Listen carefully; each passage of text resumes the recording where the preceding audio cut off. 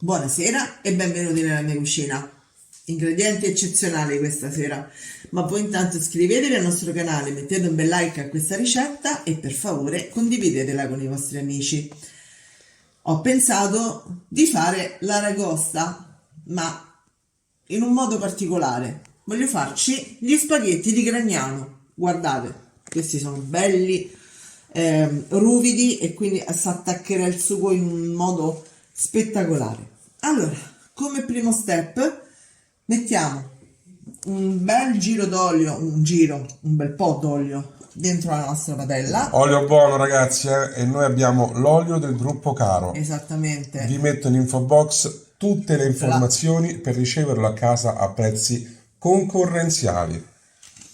Poi uno spicchio d'aglio, una aragosta da circa 7-8 etti e circa 6 etti di pomodorini. Io questi li ho messi così per comodità già dentro a un pentolino, ma non è che li cuocerò lì, semplicemente li ho lavati e poi tagliati in quel modo.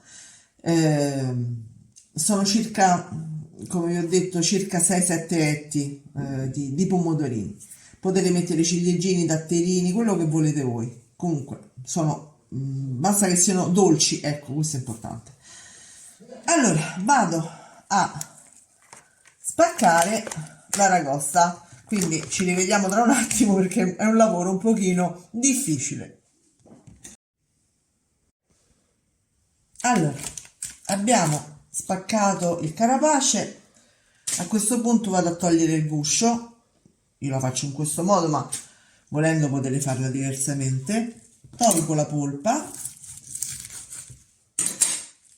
eccola qua, la metto in padella direttamente così, poi dopo andrò a farla a pezzetti. E la testa, ok? Vado a soffriggere il tutto, poi andrò ad aggiungere i pomodorini. Ci vediamo sui fornelli. Abbiamo messo tutto sul fuoco, fatto soffriggere tutto quanto. Adesso che l'aglio sarà ben rotolato e la coda anche, andrò a togliere la coda e lascerò la testa. Ovviamente l'aglio lo toglierò e aggiungerò i pomodorini. Quindi ci rivediamo a breve. Allora, mentre qualcun altro sta spaccando la testa della ragosta, io vado a mettere giù il pomodorino.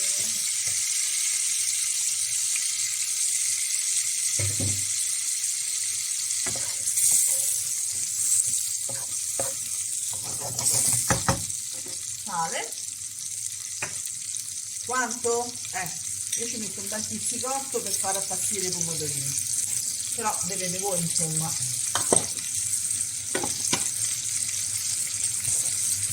Faccio rosolare un po' e poi li copro col coperchio. Allora, abbiamo tagliuzzato la polpa, svuotato quasi tutte le chele e le zampette. E ovviamente per far sì che il tutto si insaporisca per bene abbiamo messo anche parte del carapace in questo modo. Adesso lo lasciamo così coperto con il coperchio per 4-5 minuti, non tantissimo perché sennò diventa stroppaccioso.